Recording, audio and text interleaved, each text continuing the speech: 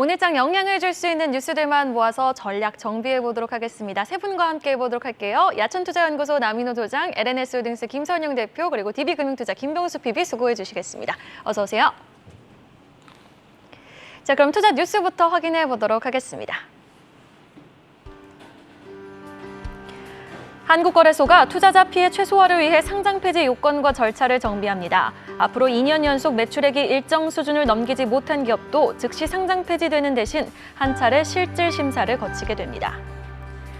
삼성전자는 지난달 주주가치 제고를 위한 태스크포스를 신설했습니다. 태스크포스는 배당 확대나 특별 배당, 자사주 매입과 소각 등 여러 측면에서 주주 환원 방안을 검토할 것으로 알려졌습니다.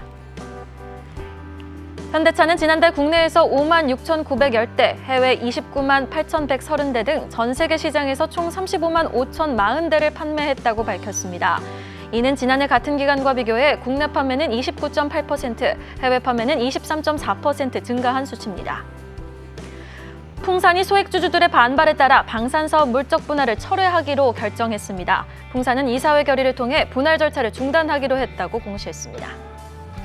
애플이 오늘부터 앱스토어 인앱 결제 가격을 인상합니다. 콘텐츠 업체들은 최대한 기존 가격을 유지하겠다는 입장이지만 불가피하게 일부 아이템에 대한 가격 인상이 이뤄질 전망입니다.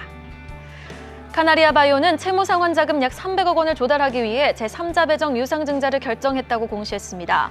제3자 배정 대상자는 세종 메디칼입니다. 그 누구도 시장의 저점을 예단할 수는 없지만 대개 하락의 클라이맥스나 상승의 클라이맥스에는 분명히 시그널이 수반한다고 하죠.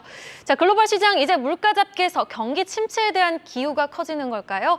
바닥의 시그널이길 바랍니다. 첫 번째 이슈, 하나, 둘씩 고개를 내미는 시장 완화 조치 확인해 보도록 하겠습니다.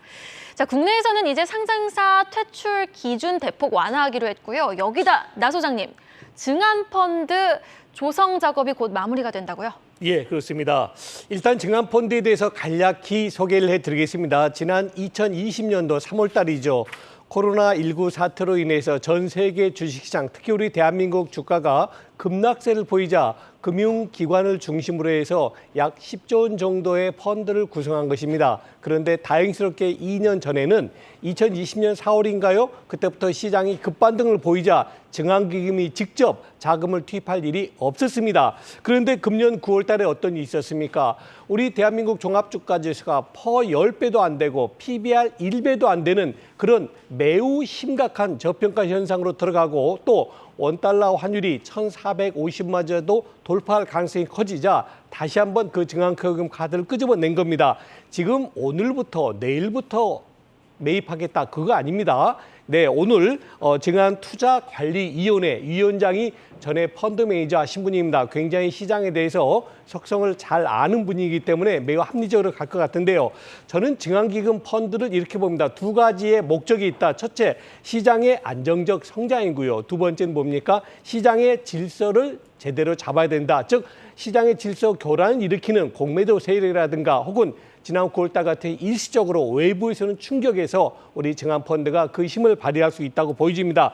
저는 증안펀드 10조가 20조 돼야 되고 30조 여기는 목적이 수익이 목적이 아닙니다. 시장의 안정이 목적이죠. 그래서 주가가 어제같이 좋은 모습 보일 때는 굳이 개입 안 하셔도 됩니다. 그러나 지난 9월달 같이 우리 대한민국의 펀더멘탈을 무시한 그런 시장의 급락세 나올 때 패닉장이 나올 때는 증안기금의 좋은 활약을 기대를 해보겠습니다. 네, 증안펀드의 활약 저도 기대해 보도록 하겠습니다. 자, 이어서 아이폰 유저들에게 어쩌죠? 아쉬운 소식 좀 전해드리도록 하겠습니다. 환율 올랐다고 앱 가격 올린 애플 확인해 보시죠.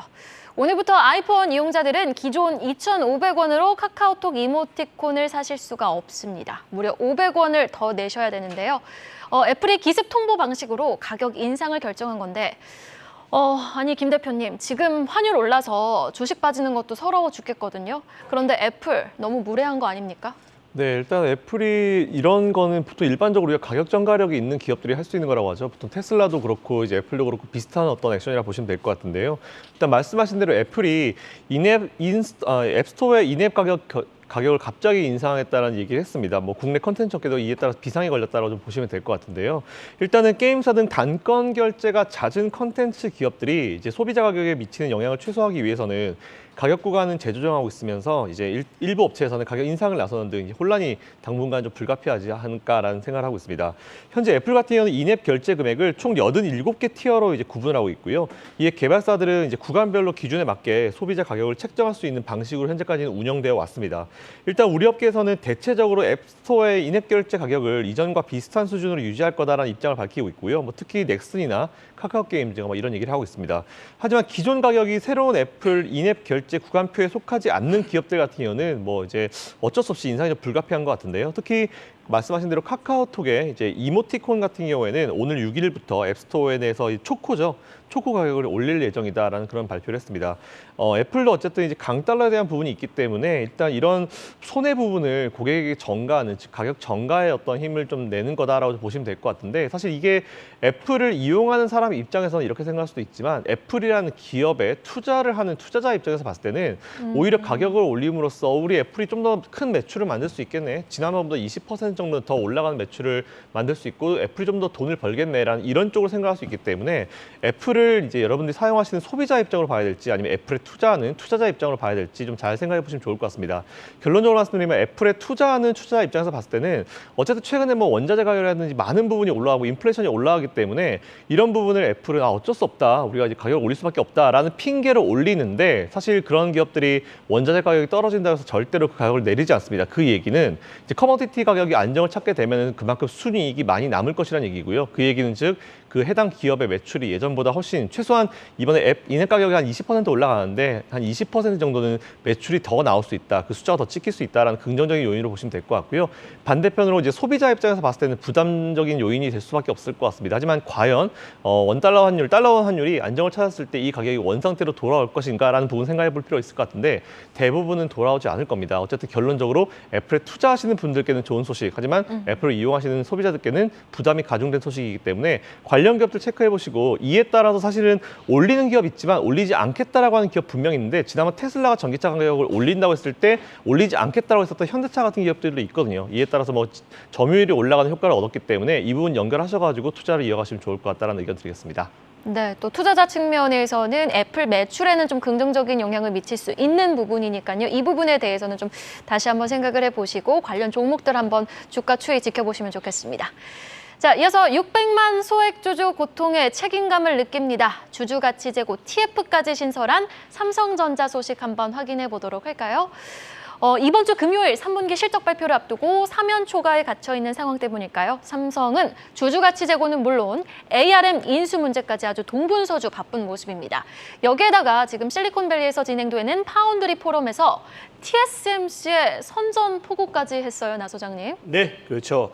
자, 여러분 핵심을 말씀드릴게요. 1.4 나노미터, 1.4 나노미터를 오는 2027년부터 양산하겠답니다. 왜 이 말이 핵심이냐면요. 먼저 나노미터부터 말씀드리겠습니다. 나노미터의 뜻은 10억 분의 1미터입니다. 10억 분의 1미터. 그래서 어제 삼성전자가 2027년부터 양산하겠다는 1.4 나노미터는요.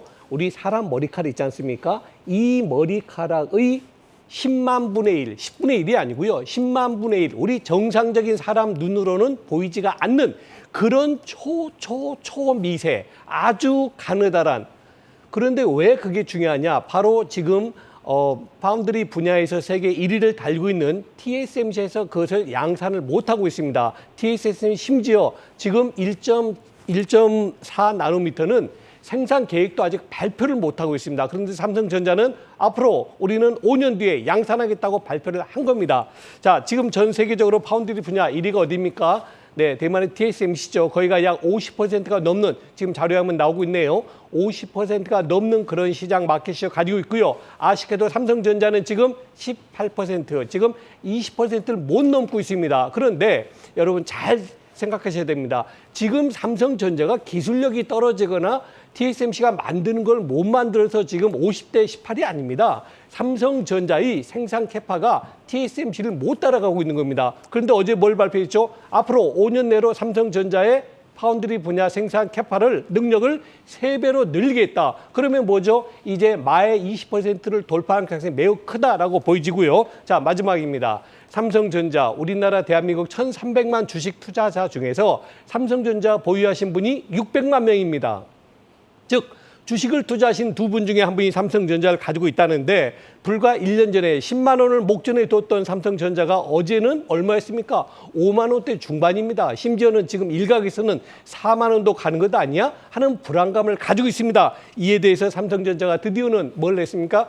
TF팀을 만들었습니다. 삼성전자의 주주 회복 가치를 하자. 그래서 최소한도 제가 볼 때는 삼성전자는 7만 원은 넘겨놔야지만이 제대로 평가받은 것이 아닌가 싶고요. 저는 그 가능성은 매우 크다. 이건 뭐 내일 모레 6만 원 간다, 7만 원 간다 그 얘기를 하는 게 아닙니다. 분명히 그 팀에서는 주주 환원에 대해서 주주 회복에 대해서 좋은 방안을 금년 말까지는 낼 가능성이 높다라고 말씀을 드리겠습니다.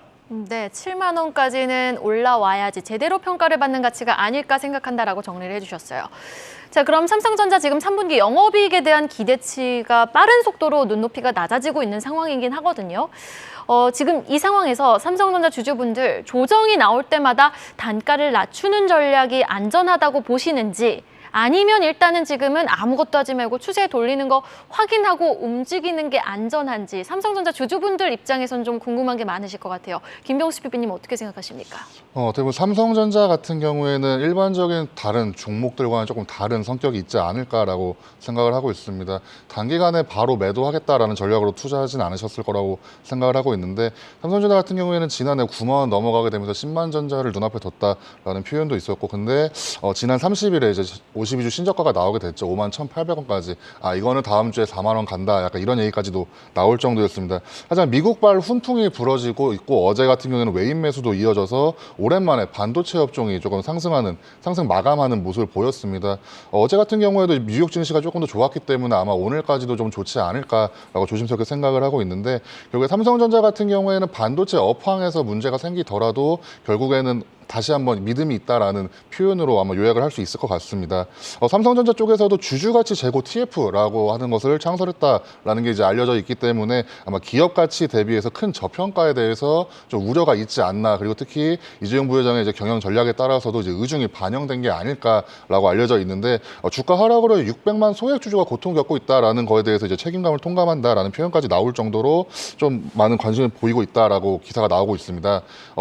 이 TF에서는 이제 배당 확대나 특별 배당 또는 자사주 매입이라든지 또는 자사주 소각 여러 측면에서 이제 주주 환원 방안을 검토하고 있는 것으로 관측이 되고 있는데 인위적으로 주가 부양을 한다기보다는 이제 법에 정한 테두리 안에서 반도체 사이클이 다시 돌아올 때까지 아마 관리를 좀 도와주지 않을까라고 기대를 하고 있습니다.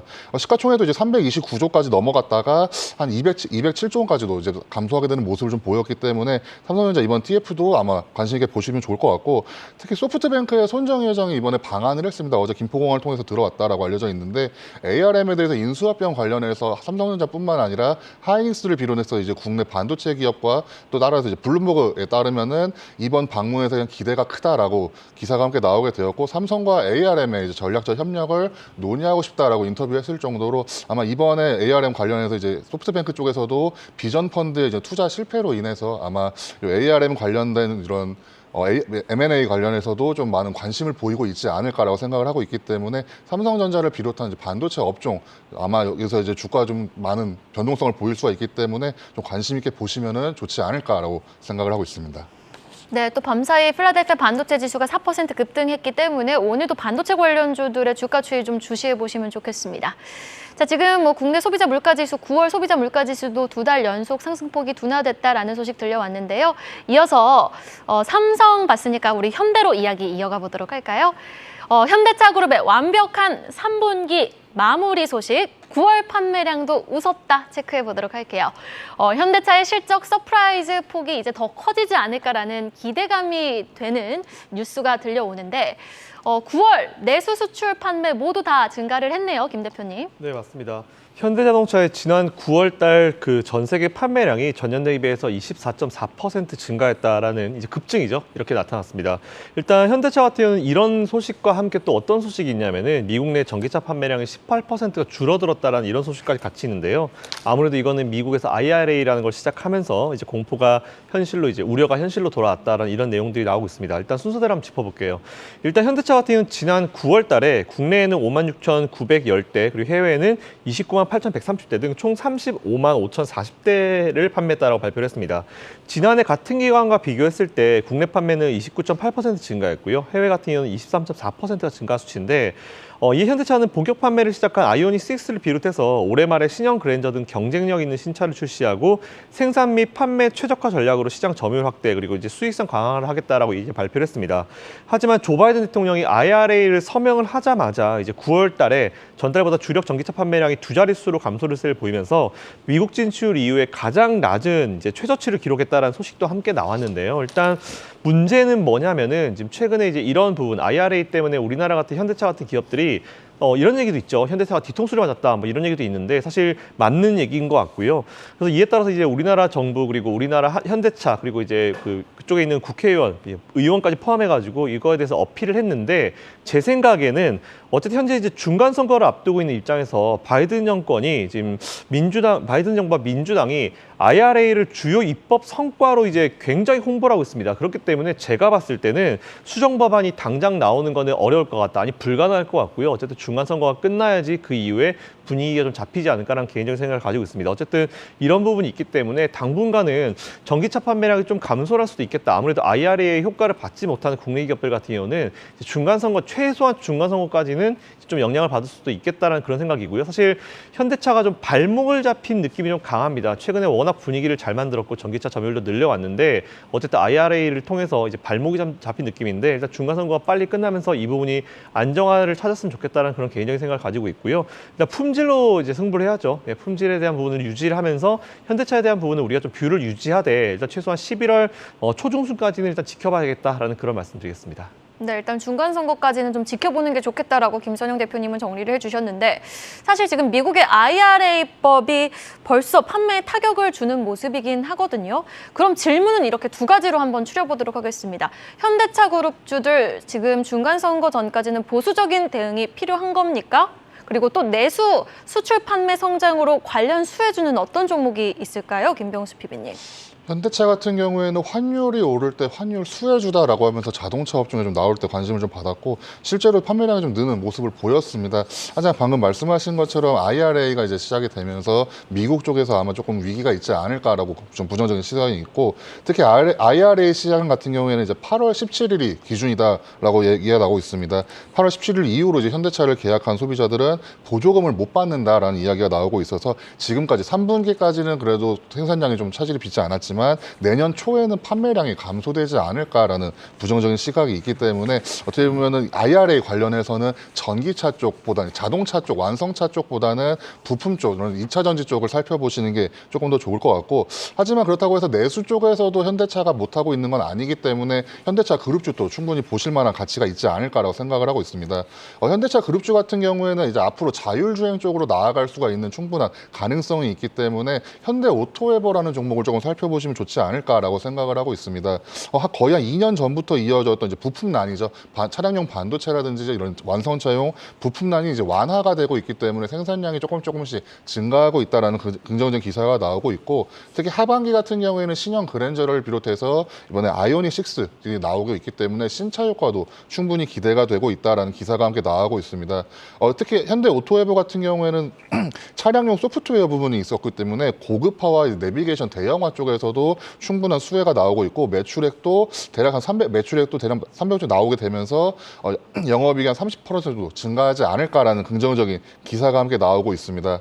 특히 그룹 내 현대차 그룹 내에서 유일한 ICT 기업이기 때문에 앞으로 자율주행이라든지 이런 전장화가 발달될수록 조금씩 더 많은 수혜를 받을 수가 있기 때문에 현대차 판매량이 늘거나 현대차 매출량이 늘어났을 때 가장 먼저 생각해 볼 수 있는 종목 중에 하나가 아닐까라고 생각을 하고 있고 특히 매수가 굉장히 많이 이어지고 있기 때문에 한번 살펴보시면은 충분히 투자에 이어나갈 수 있는 방법 중에 하나가 아닐까라고 좀 생각을 하면서 현대 오토에버를 한번 살펴보시는 것도 현대차 그룹주 내에서 찾아볼 수 있는 종목 중에 하나가 아닐까라고 생각을 하고 있습니다. 네.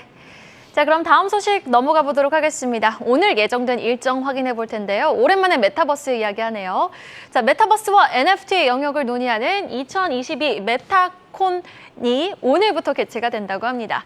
이렇게 굵직한 글로벌 기업들이 다수 참여를 하게 되는데 관전 포인트 어디에 있을까요, 김 대표님? 네, 일단 메타버스 콘서트 말씀하신 대로 이제 메타버스와 NFT를 이제 논의하는 2022년도 메타콘이 오늘 서울 신라호텔에서 개막한다라는 그런 내용이 나왔습니다. 일단 컨퍼런스는 이제 이번에 주제를 보니까 메타버스를 증명하라라는 주제인데요. 사실 저는 주제 내용 보고 제가 원래 이제 메타버스에 대한 어떤 이해가 좀 부족해서 메타버스 관련 컨퍼런스도 좀 몇 번 가보고 했는데 사실 아직까지는 메타버스에 대한 정의가 개인적으로 좀 세워지지 않았습니다. 어쨌든 이런 것 때문에 이제 주제 내용을 보니까 메타버스를 증명해라라는 주제 내용이고요. 일단 기술의 발전 그리고 활용 사례 등이 좀 많이 다뤄질 내용인 것 같습니다. 그리고 다양한 업계 관계자들도 참여를 하고요. 기업들과 업종들이 참여하는 가운데 과연 이번 컨퍼런스에서 이제 주제대로 메타버스를 정확하게 정의하고 증명할 수 있는 누군가가 나올지 일반 소비자들이나 일반 사람들에게 설명을 잘할 수 있을지에 대한 의문이고 사실 메타버스에 대한 얘기를 했을 때 저는 사실 개인적으로 이런 바람을 가지고 있습니다. 예전에 우리가 굉장히 많이 쓰던 지금 딱 생각나는 단어 하나 있습니다. 유비쿼터스 아시죠, 여러분들? 유비쿼터스 세상을 만들겠다라고 좀 한 10몇 년 전에 좀 굉장히 얘기가 많이 나왔던 것 같은데 이제는 유비쿼터스란 말 거의 쓰지 않습니다. 제가 드리고 싶은 말씀은 메타버스라는 용어가 나왔는데 지금까지 메타버스에 대해서 설명한 거는 과거에 이미 다 있었던 부분을 다시 재탕하는 내용밖에 안 나오더라고요. 그래서 이 메타버스라는 것을 이번에는 굉장히 좀 신중하게 생각을 하고 특히 미국에서는 이제 페이스북이라는 기업이 메타라는 기업으로 이름을 바꾸면서 지금 뭔가 노력을 굉장히 많이 하고 있는데 아직까지 성과가 나오진 않았고요. 이에 따라서 최근에 이제 메타라는 기업에 대해서 이제 밸류를 보면은 밸류 책정을 잘 못하고 있습니다. 왜냐하면 뭔가 보여준 게 없기 때문에 실적에 대한 불안감이나 이런 부분들이 여전히 의문부로 남는 부분인 것 같고요. 어쨌든 메타버스라는 업종을 제가 무시하거나 그런 건 절대 아니지만 엄밀히 따지면 메타버스에 대해서 과거와는 다른 어떤 획기적인 모습을 보여준 기업이 아직 없습니다. 앞으로 나가야 될 길이라고 생각하고 있고요. 어쨌든 관련주들이 좀 많이 엮여 있긴 하지만 정확하게 지금 누군가가 메타버스를 정의해주고 이에 따라서 이 업종 자체가 지난 유비쿼터스처럼 그냥 지나가는 용어가 아니고 정확하게 진짜 우리의 미래와 어떤 생활을 바꿀 수 있는 그런 용어로 자리매김하기를 정말 개인적으로 바라고 있고요. 이번 메타콘에서도 과연 이걸 정확하게 설명을 하고 과거와 좀 많이 개선되고 바뀐 모습을 보여주는 기업이 나오기를 개인적으로 좀 바라고 있습니다. 네. 자, 그러면 메타버스 관련 종목들 한번 주가 매력도 측면에서 한번 다뤄볼까요? 사실 9월 중순까지 선익 시스템, 뉴프렉스 같은 종목들 추세가 무섭게 치고 올라오는 모습이었거든요. 또 다음 주에 메타에서 페이스북이죠. VR 헤드셋도 새로이 출시를 하는데 지금 자리에서 매력적인 위치에 있는 메타버스 관련 종목은 어떤 종목이 있을까요? 김병수 PB님. 방금 대표님께서 말씀하신 것처럼 AI 코리아라든지 테슬라 AI 데이라든지 메타콘이라든지 이제 미래산업 관련돼서 이제 박람회가 굉장히 이어지는 모습을 보이고 있습니다. 메타버스라는 것에 대한 정의가 필요하지 않을까라고 생각을 좀 하고 있는데 이번에 하나증권 리서치센터에서 나온 보고서에서는 요 메타버스를 인공지능의 큰 테마 안에서 살펴보자라는 게 주로 된 이야기였습니다. 이쪽에서 한번 살펴볼 수 있다면은 메타버스 단순히 이런 그래픽적인 측면이 아니라 이런 인공지능적인 측면에서도 살펴볼 수 있다면 좀 좋을 것 같고 방금 말씀하신 것처럼 메타에서 이번에 AR 기기가 나온다라는 이야기가 나오고 있습니다. 특히 IT 업체 쪽에서 이런 XR 기기가 나올 때마다 메타버스 쪽에서 좀 업종 중에서 충분히 관심을 받을 수 있다라는 기기가 함께 나오고 있는데 지난해 기준으로 이제 XR 기기 시장 규모가 한 1,100만 대 수준이었는데 이제 2025년에는 1억 대를 넘을 것이다라는 전망이 나오고 있습니다. 마찬가지로 앞으로 3년 후의 미래를 이야기하고 있는 거기 때문에 메타버스라는 이런 업종 또는 이런 테마성 관련해서는 아마 종목적 변동성이 굉장히 크지 않을까라고 생각을 하고 있습니다. 그렇기 때문에 어떤 특정 종목을 살펴보기보다는 ETF 쪽으로 접근하는 편이 좀 낫지 않을까라고 생각을 하고 있는데 메타버스 ETF들 같은 경우에는 작년에 고점을 대비로 본다면은 거의 다 반토막 이상이 아래로 내려와 있는 모습을 좀 보이고 있습니다. 가장 큰 타격은 이제 인플레이션 관련해서 금리 인상 때문에 이런 악재에 큰 타격을 받은 게 아닐까라고 생각을 하고 있는데 메타버스 성장성의 동의를 만약에 한다면 만약 메타버스가 앞으로 이제 세계 시장에서 큰 축을 담당할 수 있을 거라는 것에 이제 동의하는 투자자의 하나선다라면은 ETF를 활용해서 장기 투자를 나서는 것도 한 방법이지 않을까라고 좀 생각을 하고 있습니다. 우리나라에서 크게 4개의 ETF가 있는데 그중에 3개를 좀 말씀드린다면은 코덱스에서 이제 K 메타버스 액티브라는 ETF가 나와 있고 그리고 이제 미래에셋이죠. 타이거에서 FN 메타버스가 나와 있고 KB스타 아이셀렉 메타버스라고 나와 있는데 이런 ETF들 중에서는 이제 안에 들어와 있는 종목들이 좀 다르기 때문에 하나씩 이제 사이트에 들어가셔가지고 담고 있는 종목들을 좀 살펴보신 다음에 그래픽 쪽에 치중해 있는 건지 아니면 또 IT 기기 쪽에 치중이 돼 있는 건지 이런 ETF들을 좀 살펴보신다면은 그리고 특히 가장 먼저 제가 좀 말씀을 좀 드려보고 싶은 거는 메타버스의 성장성에 동의하시는 투자자들에 한해서는 메타버스 ETF 좀 투자 나서는 것도 나쁘지 않다라고 좀 말씀 좀 드려보고 싶습니다. 자, 그럼 마지막으로 그래서 우리 시장은 지금 어느 위치에 와 있는 걸까요? 한국경제신문이 보도한 내용 살펴보도록 하겠습니다. 상장사 10곳 중 4곳은 PBR이 0.5배 이하다. 역사적 저평가 상태라는 거죠. 그러니까 이 의미인 즉슨 나 소장님, 상장사 40%가 실제 장부 가치의 절반 가격에 거래되고 있다는 뜻과 맞는 이치인가요? 네, 그렇습니다. 우리가 주식을 평가할 때, 주가 가치 평가할 때 여러 가지 수십 가지가 있습니다. 그중에서 가장 보편적이고 가장 대중적인 게 두 가지가 있죠. 하나는 PER, 하나는 PBR입니다. PER은 뭐죠? Price Earning Ratio입니다. 다시 말해서 그 기업이 한 주당 돈을 얼마나 버느냐에 따라서 평가하는 것이고요. PBR은 뭡니까? Price Book Value Ratio입니다. 이건 뭐죠? 다시 말해서 PER은 굉장히 유동적입니다. 왜냐? 작년에 돈 잘 벌다가 금년에 조금 돈을 못 벌 수 있잖아요. 그럼 작년에는 퍼가 낮다가 금년에 퍼가 확 올라갑니다. 굉장히 유동적인데 PBR, 북밸류는 그렇지 않습니다. 작년에 갑자기 자산 가치가 1,000억이다가 금년에 갑자기 자산 가치가 100억이 된다. 그건 불가능합니다. 그렇지 않습니까? 그래서 지금 회생커님 말씀대로 우리나라 상장 기업들의 40%가 PBR이 5배, 0.5배가 안 된다는 얘기죠.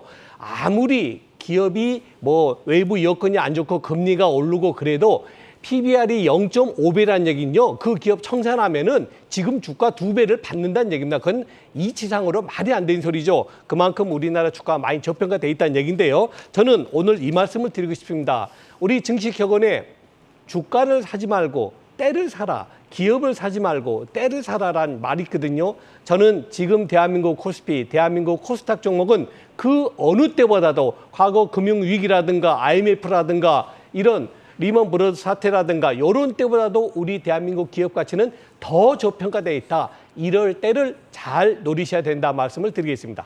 네, 진짜 뭐 인생도 그렇고 주식도 그렇고 타이밍이 전부인 것 같아요. 그럼 일단은 지금 시점에서 PBR 1배 이하인 저평가 기업을 좀 공부해 볼 필요가 있어 보이거든요. 어떤 기업이 확인되고 있습니까? 김명수 PB님. PBR 1배 이하의 종목은 말씀드린 대로 거의 40% 이상이 넘어가기 때문에 굉장히 많다라고 좀 말씀 좀 드려보고 싶은데 그중에서도 주가 변동성이 좀 적어야 아마 이런 좀 위기 있는 시장 속에서 또 금리 인상이라는 악재가 있는 시장 속에서 좀 살펴볼 수 있지 않을까라고 생각을 하고 있습니다. 금리 인상기에는 변동성이 작은 안정적인 종목들이 좀 필요하지 않을까라고 생각을 하고 있는데 KT라든지 DB손해보험 그리고 GS 삼성화재, 현대백화점 등이 요 변동성도 작고 PBR도 낮은 종목 중에 하나다라고 이야기가 나오고 있습니다. 그중에서 좀 말씀을 좀 드려보고 싶은 게 백화점 기업을 좀 말씀을 좀 드려보고 싶습니다. 현대백화점에 대해서 조금 말씀을 좀 드려보고 싶은데 이번 3분기에서 백화점 3사라고 표현이 되고 있는 백화점 3사에서 어닝 서프라이즈가 기대된다라는 긍정적인 기사가 함께 나오게 됐습니다. 지난해 3분기를 생각해 보시면 코로나19의 직격탄을 맞았기 때문에 이 기저 효과에 비해서 굉장히 이번에 좀 리오프닝 효과가 많이 있지 않을까라는 긍정적인 기사가 함께 나오게 되었고 그중에서 현대백화점에 조금 관심을 보이고 있는 게 현대백화점 같은 경우에는 이번에 신설법인이 현대백화점 홀딩스와 존속법인이 현대백화점으로 인적 분할한다라는 이야기가 나오고 있고 특히 이번에 화제도 나게 되면서 좀 외부 요인이 조금 있었습니다. 실적 외에 외부 요인이 조금 있었기 때문에 주가적인 측면에서 조금 저평가 요인이 있지 않았나라고 생각을 하고 있고 특히 이번에 백화점 3사가 이번에 성적표가 좀 좋지 않을까라는 긍정적인 기사가 나오는 와중에 현대백화점 주가가 좀 아래쪽에 있기 때문에 한번 현대백화점 살펴보시면서 투자 이어나갈 수 있다면 좀 괜찮지 않을까. 이번에 현대백화점이 오프라인 점포를 꾸준히 늘리고 있기 때문에 확인해 보시면 좋을 것 같다라고 생각을 하고 있습니다. 네. 자, 그럼 이어서 오늘 아침 나온 가장 빠른 리포트도 한번 확인해 보도록 하겠습니다. 첫 번째 종목은 LG 에너지 솔루션이네요. 밤사이에 또 테슬라 제외하고 니콜라라든지 전기차 관련주들의 주가가 폭등하면서 오늘 주가 추이 좀 기대되는 상황인데요. 신영증권은 3분기 실적 맑음이 예상된다면서 목표가 57만 원 유지했고요. 또 하나증권은 세아베스트 지주에 대해서 성장 모멘텀 확보 긍정적이라면서 기존 목표가 유지했습니다. 다음 종목 보시죠.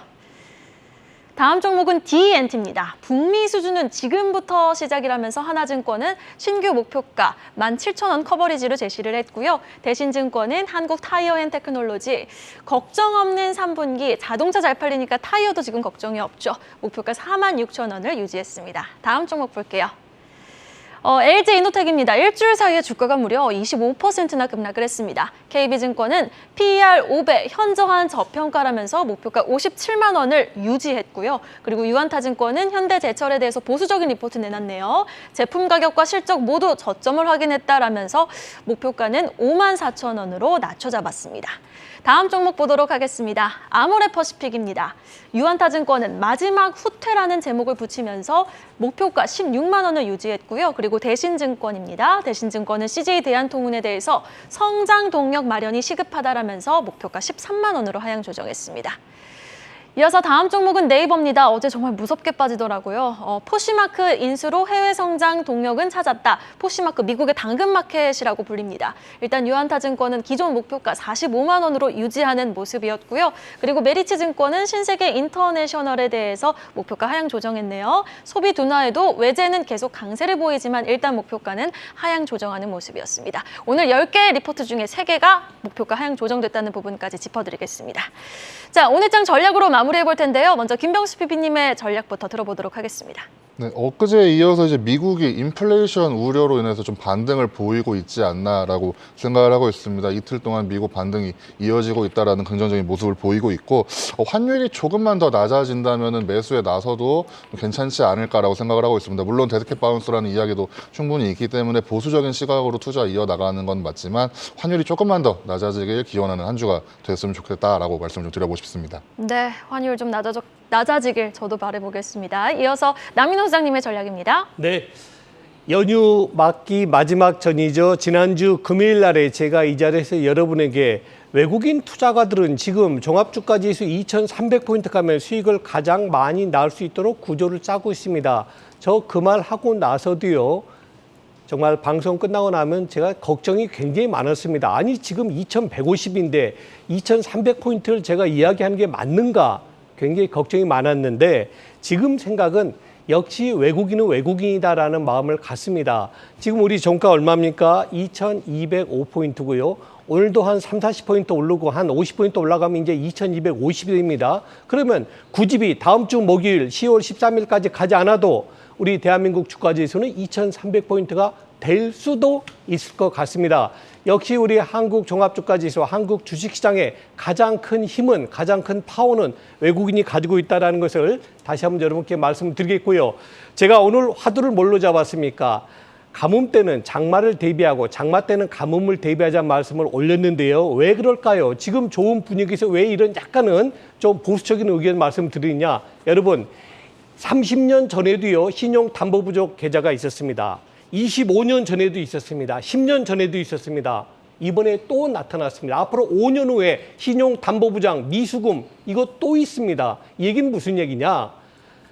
주식을 투자할 때는 딱 두 가지죠. 욕망, 욕심하고요. 또 하나는 공포, 두려움. 이 두 가지가 계속 만나는 겁니다. 그래서 오늘 만일에 우리 시장이 좋은 모습 보이고 어제처럼 4, 50포인트 올라가면은 저는 이 말씀 드리고 싶어요.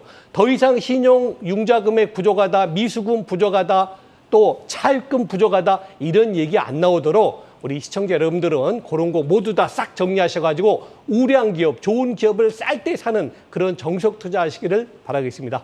네, 장마에는 가뭄을 대비하고 가뭄에는 장마를 대비하자 정말 마음에 와닿네요. 자, 그럼 마지막으로 김선영 대표님의 전략입니다. 네, 3분기 어닝 시즌 들어가면서 항상 제가 어닝 시즌 들어갈 때마다 드리는 똑같은 말씀을 다시 한번 드리고 싶은데요. 작년부터였죠. 이제 올해 1분기 안 좋을 것 같다 했지만 좋았습니다. 2분기 안 좋을 것 같다 했지만 좋았고요. 3분기 또 안 좋을 것 같다 하지만 일단 지켜봐야 될 것 같습니다. 잘 아시는 대로 어제 미국에서도 마찬가지고 이제 우리나라도 마찬가지고 어닝 시즌이 되기 시작하니까 증권사들이 정말 리포트를 많이 내고 있는데 다들 보시면 공통적인 부분이 딱 두 가지가 있었는데 첫 번째 뭐냐면은 예상치를 많이 낮춥니다. 지난 분기에도 그렇고 지난 분기에도 그렇고 시장이 예상하는 기대하는 기대치를 확 낮춰버리는 액션이 첫 번째 앞에서 진행되고 있고요. 뒤에는 뭐라고 하냐면은 단기적으로는 영향을 받을 수 있지만 장기적으로는 해당 기업에 대한 뷰를 유지한다라는 내용들이 굉장히 많이 나와요. 이 얘기 무슨 얘기냐면은 만일 안 좋다 하더라도 이거는 이번 3분기에 국한될 문제고 해당 기업에 대해서 장기적인 어떤 사이트는 여러분들이 바꿀 필요가 없다라는 내용들인데 제가 어제 봤었던 미국의 리포트 대부분이 사실 이 똑같은 내용들이 계속 반복이 됐습니다. 일단 이 부분 체크해 보시면 좋을 것 같고요. 안 좋을 거라는 얘기가 워낙 많이 나오는데 지금 기대치를 기대치를 낮춰놓는 부분이 중요한 것 같습니다. 기대치를 낮춰놨는데 만일 그것보다 좀 잘 나오게 되면 시장은 어떻게 반응하냐? 정말 안 좋은 줄 알았는데 생각보단 괜찮네라는 심리가 나오면서 그것 또한 호재로 받아들이면서 시장이 또 올라갈 수 있는 어떤 조건이 될 수 있기 때문에 어쨌든 저는 그런 부분들 여러분 꼭 생각하셔가지고 투자를 이어가시면 좋을 것 같고요. 어쨌든 극과 극의 전략은 중요합니다. 여전히 뭐 짧게 치실 분들은 정말 실력이 있으신 분들은 짧게 치시고요. 뭐 길게 가져가실 분들, 직장 다니시는 분들은 길게 가져가시는 투자 전략을 유지하시고 3분기 어닝 시즌 대비해서 여러분들이 가지고 계신 포트들의 실적 그리고 부채 비율이나 아니면 PBR이나 여러 가지를 다 따지셔가지고 투자를 이어가시면 좋을 것 같다라는 의견 드리겠습니다. 네, 알겠습니다. 자, 그리고 마지막으로 알려드릴 소식이 있습니다. 우리 세 분 박수 한번 쳐주시죠. 네. 한국경제TV 유튜브 구독자가 100만을 넘었습니다. 시청자 여러분의 계속되는 관심과 사랑 감사드리면서요. 앞으로도 여러분 많은 시청 부탁드리도록 하겠습니다. 이렇게 100만에 일조해주신 세 분과 함께했습니다. 야천투자연구소 남인호 소장, LNS홀딩스 김선영 대표, 그리고 DB금융투자 김병수 PB였습니다. 오늘 말씀 고맙습니다.